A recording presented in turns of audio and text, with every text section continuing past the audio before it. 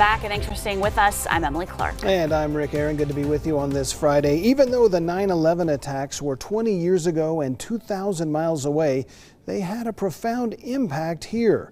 3 Utahns were killed on that terrible Tuesday morning, and dozens of first responders flew to New York to dig through the debris. This weekend's anniversary is an opportunity to remember and reflect.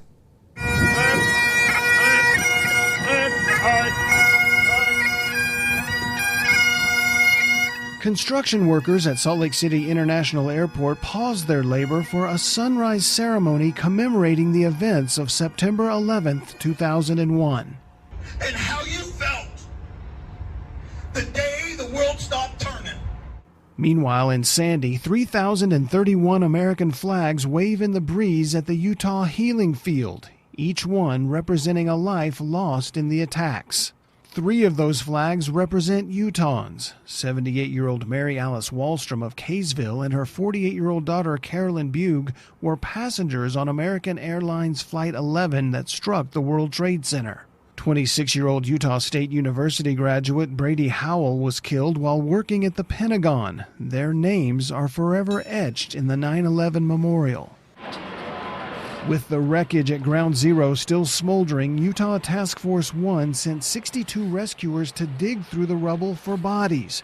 Unified Fire Department Captain Mike Greensides was one of them and says he knew the air he was breathing was potentially hazardous. They said it's a combination of rotting meat, the most stinkiest garbage can you can ever imagine, and a really stinky garbage fire is what it smells like. And I'll never forget that smell. And so we know there's a lot of different stuff happening. Unfortunately, that toxic air would eventually take its toll. His Task Force 1 colleague, Salt Lake City Fire Captain Robin Pilcher, died of 9/11-related pancreatic cancer in 2016. And his good friend, Chris Cage, died of cancer 1 year ago at the age of 63. We've had others who've had prostate, who've had testicular cancer.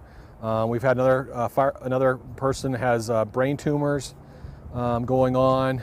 I myself have had kidney cancer, and last year on May 20th I had my left kidney and a large tumor removed. 4 Utah search dogs were also part of the recovery effort, including Cowboy and his handler Dave Richards. I think about what he thought we were doing. You know, he didn't know the trade centers had come down. I mean, he just showed up to this big pile of concrete, and we hadn't done anything like that before. He doesn't have gloves and knee pads and a hard hat and steel-toed boots. He just has what God gave him, and he's out there giving his all in conditions without a respirator, working his little butt off.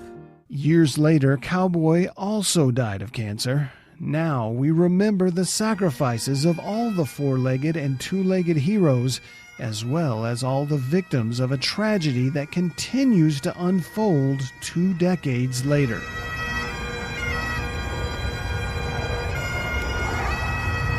A number of ceremonies are planned for tomorrow throughout the state of Utah. To see a complete list of locations and times, just head to our website, abc4.com.